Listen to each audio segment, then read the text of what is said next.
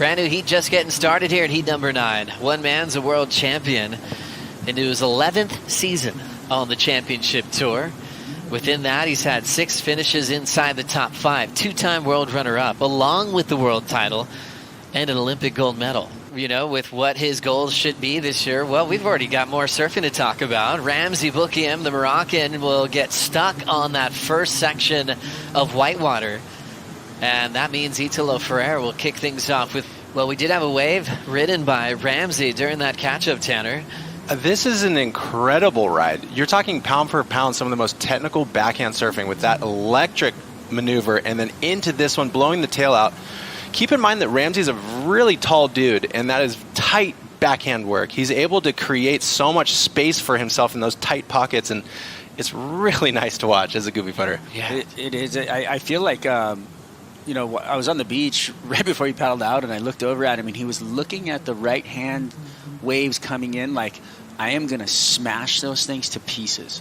And look at him all the way to the end. He's not even, just never gave up on this wave and absolutely destroyed it. And he stands, the way he stands over his board, I find it really interesting and unique because he, being tall, he doesn't hunch over that much. He's able to stand with a tight stance and utilize it off the tail block and just whip the nose into the lip. Another goofy foot style in motion, a world champ already clicking off the top.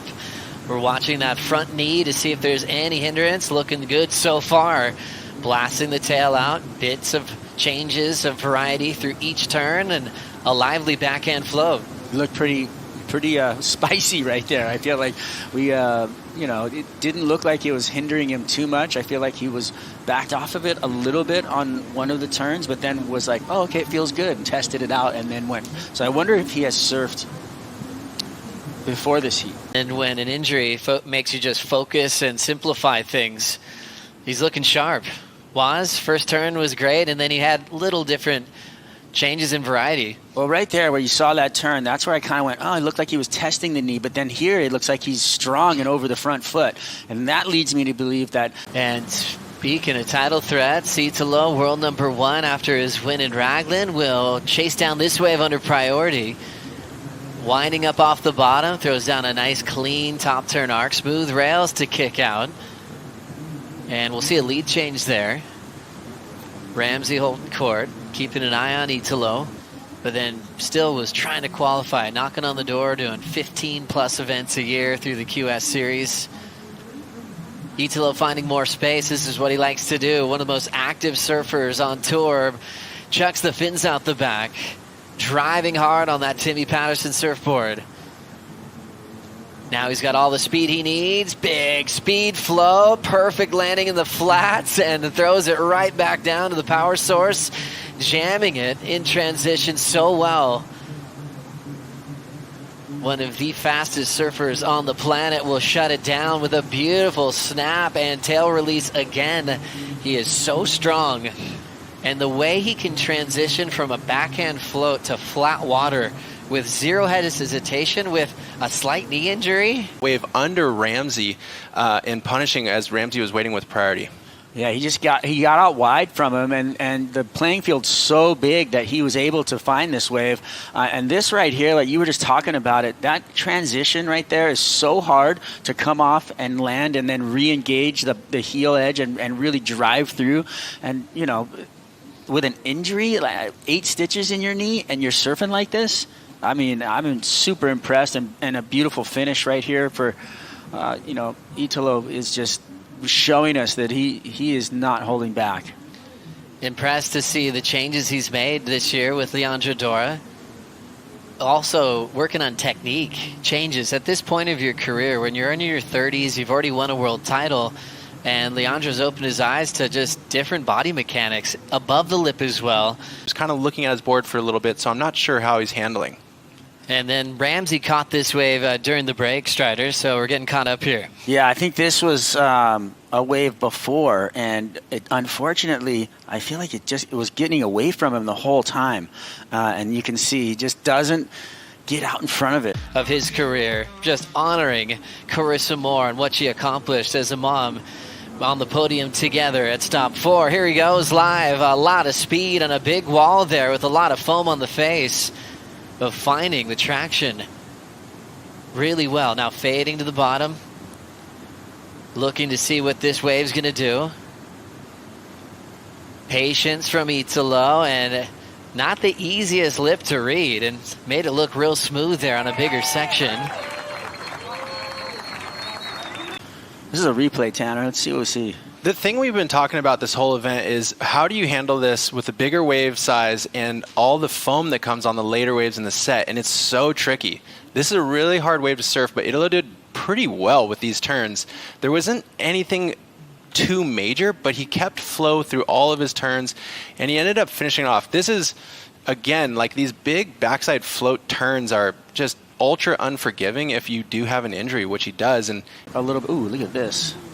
Ramzi coiling up, throwing down a vertical, drops down with the lip and gets out of there.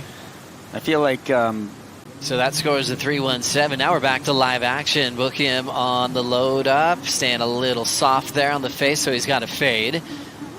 Just all positioning moves to really set up a big vertical, and he's got to hop out, so still searching. And now looking at live action, Ramzi setting up his backhand, connects well off the coping. Nice bowl section waiting for Boukhiam, belts it. Crushing another big power hook off the top. And he's going to get there a little bit too late for the backhand floater. the way he transitioned from this first turn into a second and just blew the tail out is, like I said earlier, it's so technical. There's so much merit to that turn right there. And for him to get this next one and then just keeps going, he just wants to punch through the bag. And unfortunately lost all the speed and just came down with the lip on that final one. Yeah, I think you're swinging for the fences and putting the fins out the back like that kind of had him off the timing a little bit. Certainly, watching Italo with priority, looking to better a 5.83 glassy open face. It's starting to move on him. He's got some speed section there. He floats it off the bottom, throwing the tail, loses control and sits down. Boukhiam's got a nice looking wall that's waiting for him. Driving to the first section, coming from behind it. Hustling for the backhand float, controlling it for a moment, but kind of slides out right in. How many more chances will he get? He will go all in on this one. Ramzi setting up his first turn. He's got to stretch it out a bit. Delaying that first strike. He has to go around the whitewater. Not what he had in plan for this start, and he's going to end up stepping off. And Italo Ferreira is going to ride a victory lap into round 3. And maybe get a little more time to heal up the knee with the stitches in it. And looks like he's not trying to save that knee at all. Maybe not aware of what Ramzi did, so he's still trying to look engaged down this end section. Loading up, full rotation almost, and ends up leaning back and incomplete. There you go. He will go 4-0 in his career over the Moroccan and move on to round 3 action. And he's got the rest of the day off. You can tell he's pumped, you know, whether it's him overcoming the knee injury. Italo, it is so good to see you competing. Obviously in the yellow jersey here, we all wanted to see you out there on Fun Punta Roca, but we got to ask, how is the knee going? Yeah, I would like to start the heat with 8 points, but not with 8 stitters, you know. But yeah, it was pretty hot this morning. I had like a lot of pain, you know, because I was like only like 2 days and a half. And then and I was like so nervous. And I started the heat. I tried to like, okay, I'm just trying to do the turns on the right place, you know, and try to get the score and try to go better and better, like every wave. And then I remember in the end, I think 1-2 waves before, I tried to force a little bit more, and then I feel like a lot of pain. But it's okay. It is what it is, you know. It's I had no choice.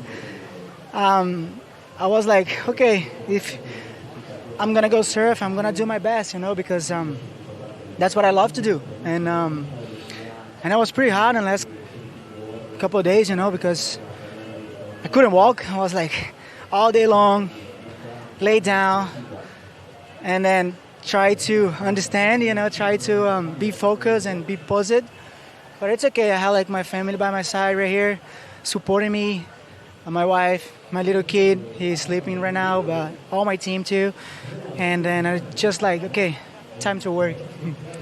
Let's talk about that. This is your first ever event, traveling as a family, bringing your son on the road. How's that been so far? Because we've seen Carissa doing it now, but for you to do it for your first time must be pretty special here. Yeah, that was pretty cool, you know, because it's like an extra energy, you know, and then I feel so good all day, you know. We are trying to stay together every moment and then enjoy like every single moment with the kid. And then we surfed the other day, and it was pretty fun too. And and it's kind of like a different type of routine, you know, and it's pretty cool because I had all the support. This is making me more like focused and a little bit more hungry, you know, to be my best. And yeah, it's pretty cool. And of course, final question, you're back in the yellow jersey. To be back in the top position for you on a wave that we know you can do so well, it must be a lot of confidence for you. Yeah, I know it's a long year, you know, and we just started a year, and this is a good event that I can surf a little bit more and then put another good result. And then after that, we have a Brazil. It's an amazing event that we can perform a little bit better as well. And then, but that's what I say. It's too long. It's a long year. It's a lot of like focus, you know, like every single event. But to be on a yellow, it's pretty cool because this is make me more like hungry and confident to still performance, you know. Well, congratulations. We're glad that your knee is all good, and we're stoked to see you in the next round. I think eu queria mandar abraço para toda a família do Petrônio que ontem, né, se foi fazendo o que mais ama, né? Ele era uma inspiração para a galera, especialmente do Ceará, né? E eu que competi os campeonatos que ele fez, né, muitos anos atrás, quando eu era criança. Então ele impulsionou meu sonho junto com o Pena e a Brígida. Então foram pessoas que deram, né, um sonho e deram uma chance para quem acreditava que um dia poderia ser um surfista profissional. E estou eu aqui no topo do mundo, né, depois de competir bastante nos campeonatos que eles, especialmente Petrônio e o Pena, fizeram, né? Então, assim, gostaria de dar um grande abraço para sua família e agradecer por tudo que vocês fizeram por toda a galera do Nordeste e continuam fazendo, porque a marca continua e o seu legado é o que fica, a sua história, né? Então, acho que é um cara que merece todas as homenagens do mundo e estou eu aqui homenageando ele nesse momento. E só lembrem que ele foi um excelente cara e um excelente surfista, e ele realmente amava o que ele fazia e morreu fazendo o que realmente gostava de fazer, né? Então, um abraço para sua família e que Deus conforte o coração de vocês. Tamo junto.